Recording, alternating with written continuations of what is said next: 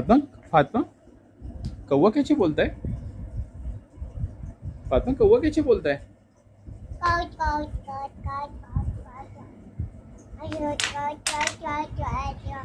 ये भाई कौवा ऐसे बोलता है।